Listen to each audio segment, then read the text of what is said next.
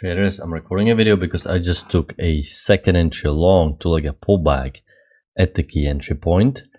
We have a wider channel that is working higher, series of high highs and high lows. We had a highest high first entry long, pullback second entry long.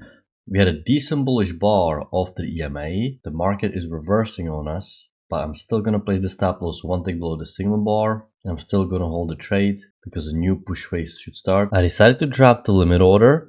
It first created the scalp, pull back down, so normally I don't enter once the scalp is made, but I like the trade regardless, so this is why I dropped the limit order on the retracement back down after it made the scalp, because I like how the EMA is holding, I like the wider channel which is the key entry point.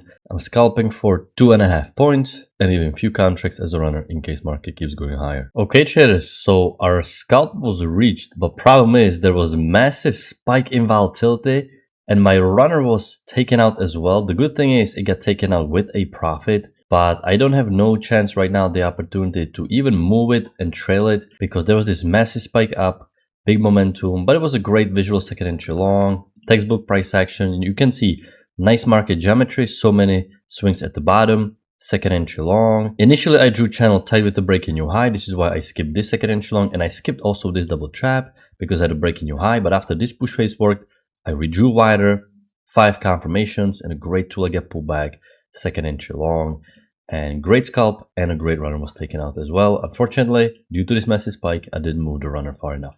But good trade regardless, perfect price action.